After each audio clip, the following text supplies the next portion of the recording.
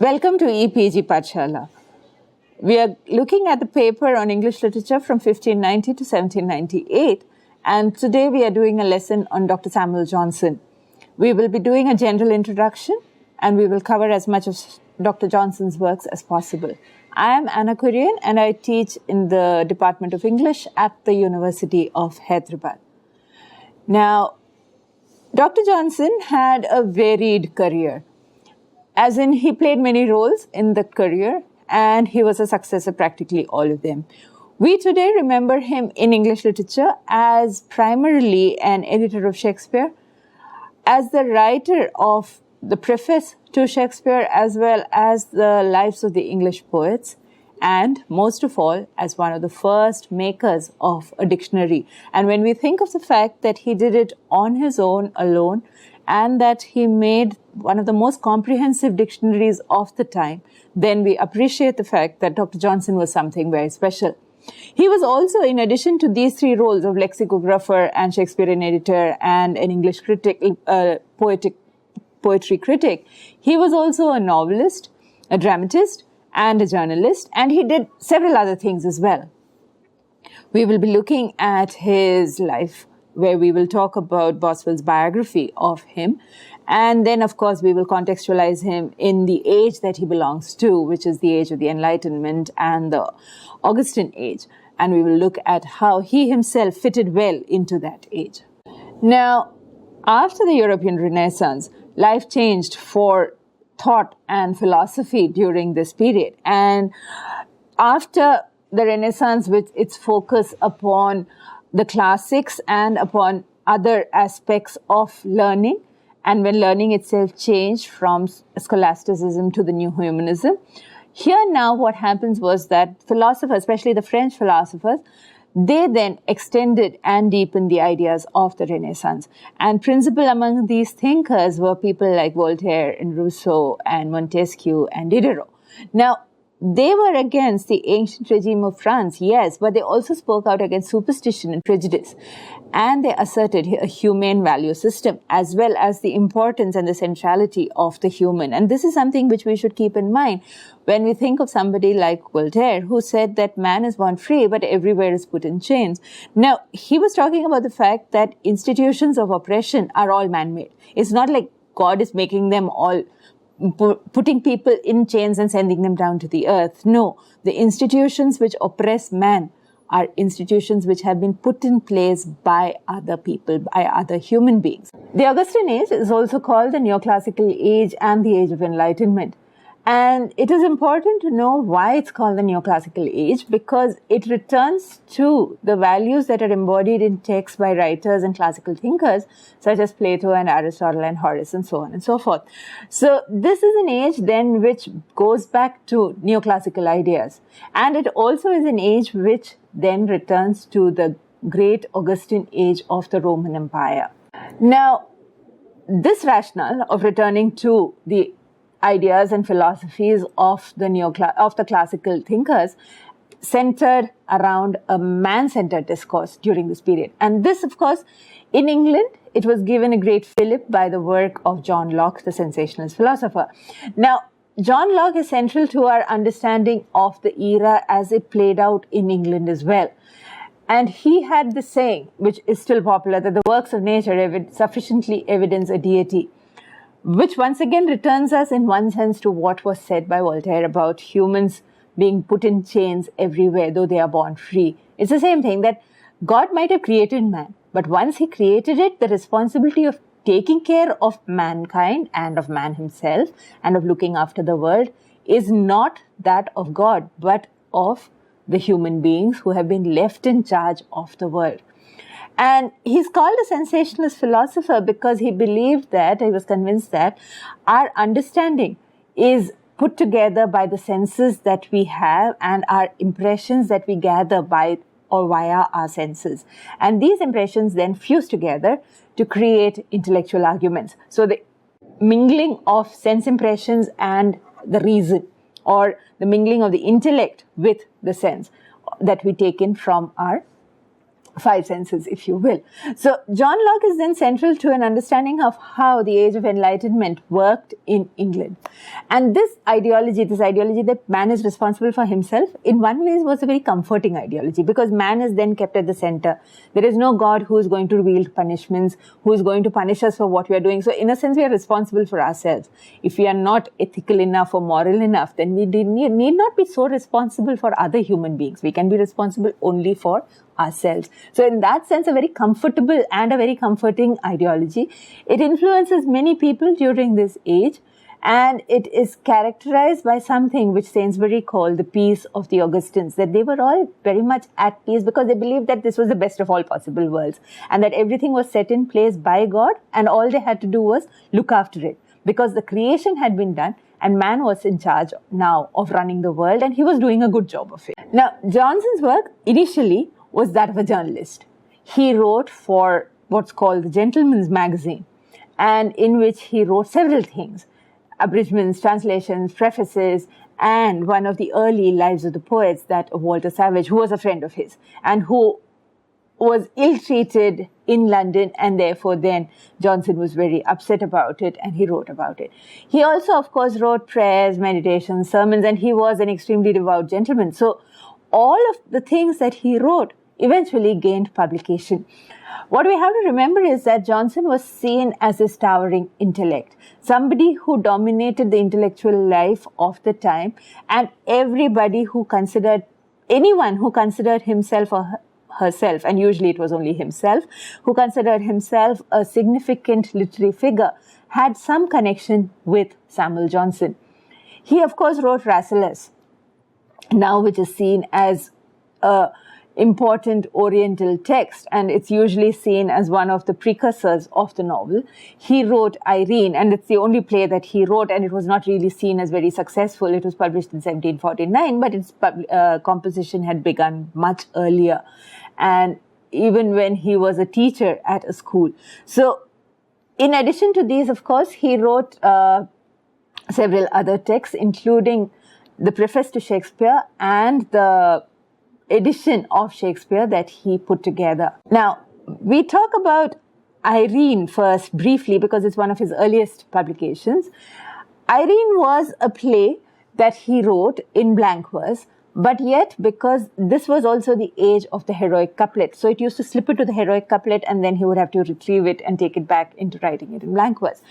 But Irene is also a clear indication of the wealth of reading that was at Samuel Johnson's command.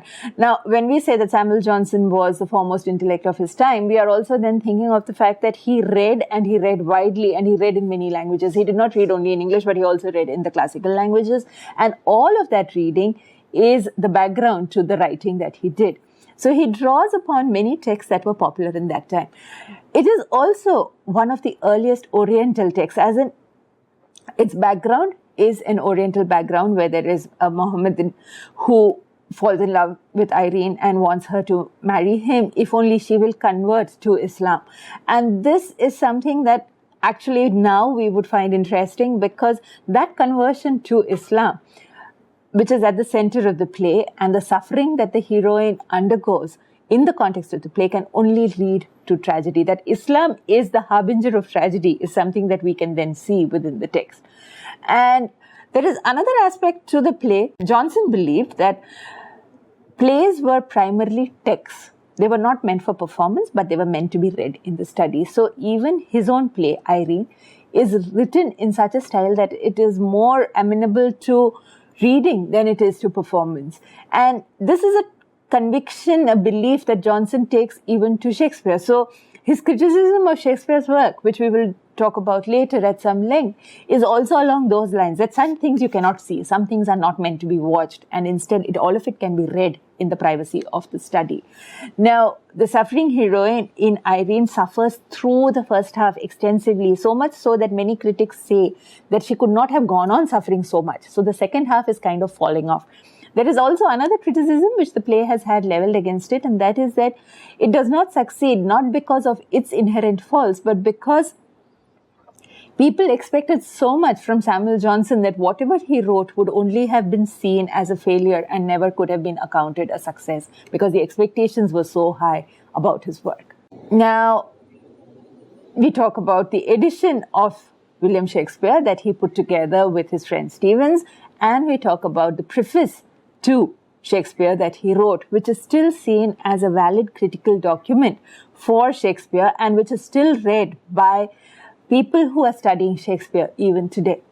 Now, the edition of Shakespeare was announced as early as 1745, but of course it finally gets published only in 1765.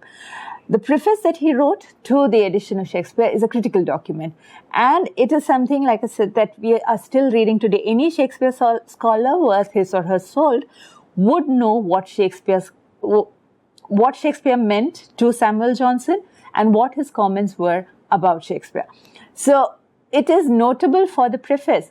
But, and this is something that is important, that when Johnson put together the edition of Shakespeare's plays, he collated several versions that were available to him, and he arrived at what he thought of as an authentic text.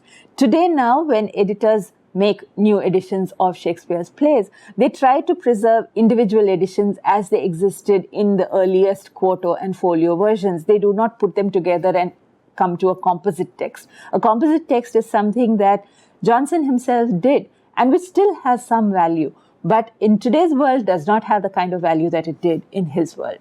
Now, the preface has several elements which we shall quickly go over as to what exactly Shakespeare is doing and what Johnson believes are plus points and negative points where Shakespeare's work is concerned.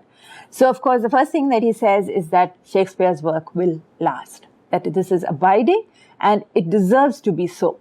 Now, Johnson also says that works which have been long commended over long periods of time have a way of asserting their primacy. So what he's basically saying is that if something has lasted for so many years, then it deserves to last and will continue to last. So longevity is a necessary attribute of a great literary work, and Shakespeare, he says, is one such writer. Later on, of course, he says he approves fully or nearly fully of the language that Shakespeare uses, and he admires it. But then he says wordplay and puns are too many in Shakespeare's work. And he says that if Shakespeare saw a pun or the possibility of a pun, then he would follow it wherever it went. And according to him, and this is one of those endearing phrases that Johnson used about Shakespeare, he said to him a pun was like a fatal Cleopatra. That it would lead him astray, it would lead him into a morass, it would lead him to disaster, but he would still go after it because he could not resist puns and wordplay. Johnson also points out that in Shakespeare, there is a combination of the comic and the tragic. So you have a tragedy in which there might be one comic scene, or you have a comedy in which there might be one tragic or near tragic scene. Now, he says that though this is not really acceptable, we have to remember that this is true to life. Even when the most tragic events are playing out in an individual's life, he or she might have some comic incident which takes place, and at that point, though we may not laugh, we still recognize the comedy of that incident. It is similar in the works of Shakespeare, that he is true to life when he incorporates comic scenes in tragedies and vice versa. He also, of course, claims that tragicomedies are again true to life because that's how life is. Nobody's life is unrelieved tragedy or unrelieved comedy, and that these things happen in everybody's life. Now, the depiction of character is something that Johnson commented upon at some length, and Johnson spoke about the fact that even if they belonged to many different nationalities, they were of different classes, and whether they were noblemen or whether they were commoners, whether they were kings and queens or whether they were aristocrats, all of Shakespeare's characters remain primarily human. And this is his great claim, that they are human people, and as such are recognizable to each of us. They are more types than individuals. They are not individuated other than the fact that they have a name and they have a nationality and they have a class and so on and so forth. But each of us can recognize in a Falstaff somebody who resembles a Falstaff to us, or in a Rosalind or a Portia or a Shylock. We recognize people whom we know in our own lives. Then, of course, the fact that this is, of course, the Augustan age when people, and the neoclassical age when people believed in the edicts that were pronounced by Plato and Aristotle and company, he takes us back to this idea that Shakespeare did not adhere to the unities of life. Now, the unities of a play. So he did not adhere to the unities of time, place, and action. Now, he says that life itself does not play out according to the unities of place and action, place and time. He says Shakespeare does follow the unity of action, but not the unity of place and time. And he says in life it doesn't happen that way. How can you expect Shakespeare to do this? So his basic criticism of Shakespeare's work is that he is true to life. But most of all, Johnson was troubled by the fact that the plays, especially the tragedies, did not have poetic justice. I mean, the good all die as well as the evil. So when Desdemona dies, or when Cordelia dies, or when Hamlet, of course, dies, Johnson is troubled by the fact that the good are not rewarded. Instead, they also seem to be punished by death in the tragedies. In fact, he said that the ending of Lear was such that could never be watched. It would break people's hearts. And there are these anecdotes that circulate that Shakespeare's works were first read by Johnson when he was fairly young, and he found the ghost in Hamlet extremely scary, and he would not read about it unless he had company. Similarly, the death of Cordelia is a scene which he believes is not performable, and if it is performed, should not be watched because it is so terrible and so heartrending.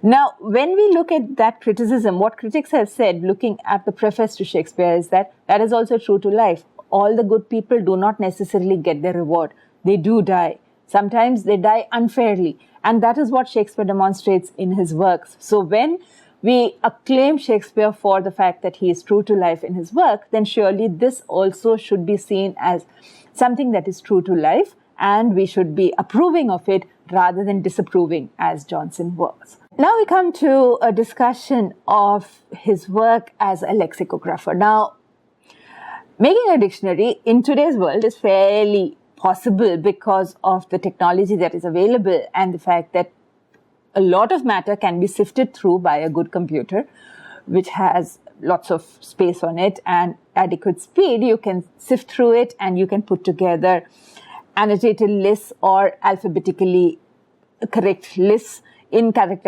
alphabetical order fairly fast. Johnson made his dictionary at a time when there were no computers.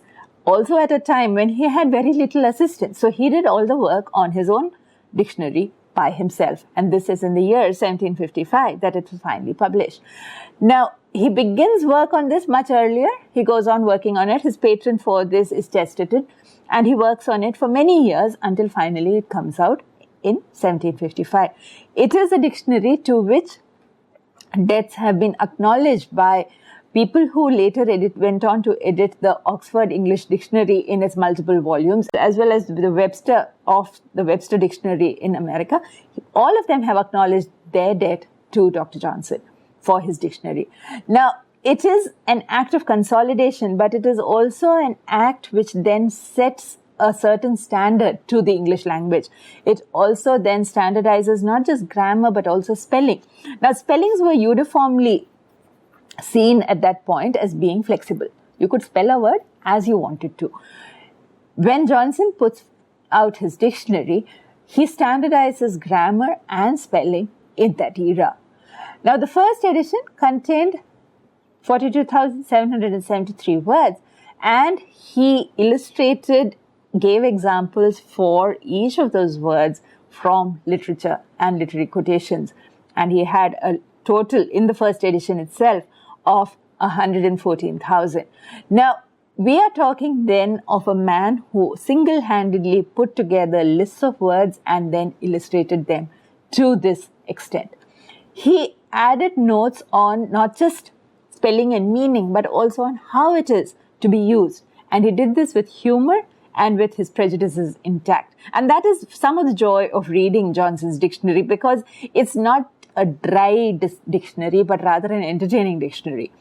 Now, Johnson resented Lord Chesterfield, and he said that he had not been given adequate support in his work. And therefore, then, in the dictionary, patron is described as somebody, within quotes, commonly a wretch who supports with insolence and is paid with flattery. And it is supposed that this is a reference to his own patron, and that he had him in mind when he wrote this. Now, we are then looking at somebody who, even as he was doing a scholarly work, managed to infuse it with his own particular brand of both wit as well as prejudice. Now we move on from looking at Preface to Shakespeare and the edition of Shakespeare. We move on to one of Johnson's major works, which is London, which is an imitation of the third satire of Juvenal, and it was published in 1738. Now, it's a fairly longish poem. It has 263 lines, and it is written in heroic couplets. And it is a tragical satire. Now, though it's called London, it's supposed to be about the city, and yet it is in many ways about how the city itself is a grim place to be. It is not a happy place, how worth is not recognized in the city, and how people are destroyed because of the city and its poverty, its squalor, its evil, its crime, its corruption, the wickedness that reigns in the city. Now, the satire London is also about governance and politics. Though it's called London and it's supposed to be about the city, it's actually also about how the government of the time is not working, about how the king of the time is somebody who is not a good king as Johnson saw him, and therefore then how the city itself is crumbling and does not do what it should do. So the various problems that London confronts are seen by the reader, but they are also seen as they affect the life of one person in particular, because Walter Savage, who was a friend of Johnson's and whose life was in a way destroyed, was affected by the city of London and by the politics and the governance and so on and so forth. So the main theme is the manner in which worth, as it is embodied by, say, a person like Walter Savage, is not allowed to rise up and succeed because poverty and evil puts it down and destroys it. Now, there is also, alongside this, he also wrote another one, which is the 10th satire of Juvenal imitated, and this is called The Vanity of Human Wishes. Now, this is a philosophical poem, as opposed to London, which was a political poem.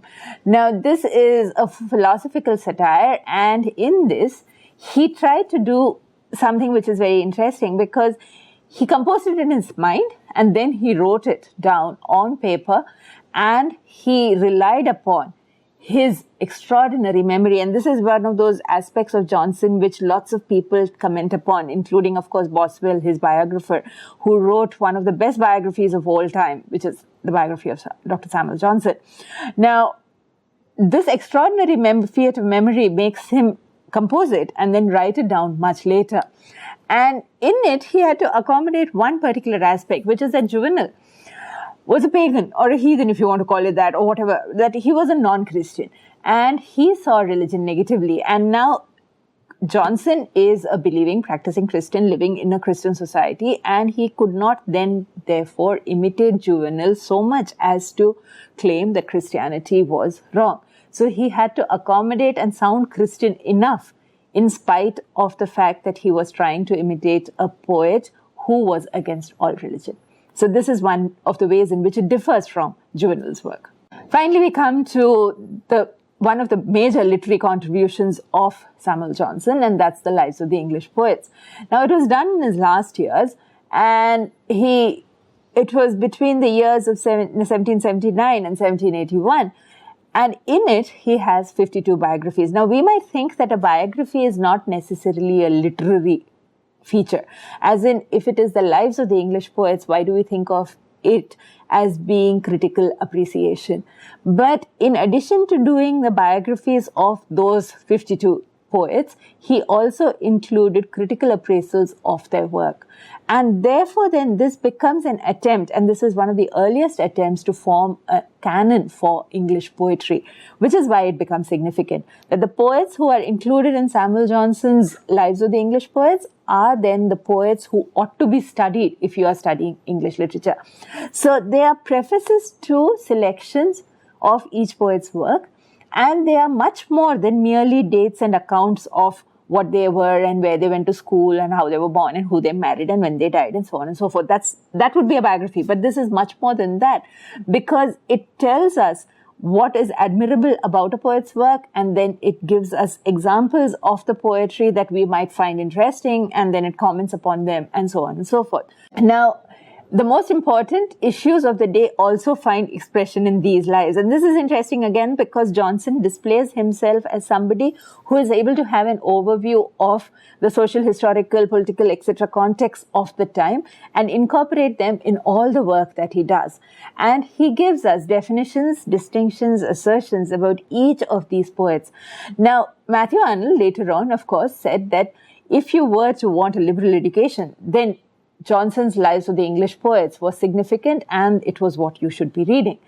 Amongst the lives, he had the lives of people like Abraham Cowley, John Milton, Alexander Pope, John Dryden, Edmund Waller, Addison, Swift, etc. So this is then the first comprehensive exercise in the making of an English literary canon. In conclusion, we can say that Johnson is a representative man of his age. He was actually perfectly representative, as we see, especially if we read Boswell's life of Dr. Samuel Johnson. If we read that, then we will see that he was representative of his age. He fitted right into it. He formed it in many ways. He shaped it. And all the important themes of the time find expression in his work. There is, of course, and this is something that people of our century might quarrel with, there is a healthy respect for tradition, a healthy respect for hierarchy. So he is always putting in place order and hierarchy and class consciousness.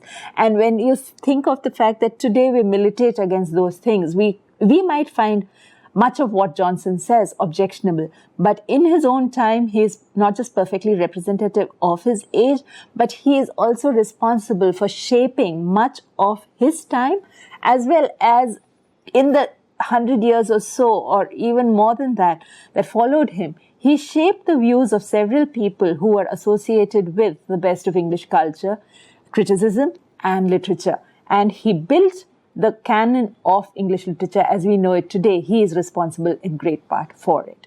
So today we have been looking at Samuel Johnson, and we have done a comprehensive survey of his work and all that he achieved during the years that he was living and working.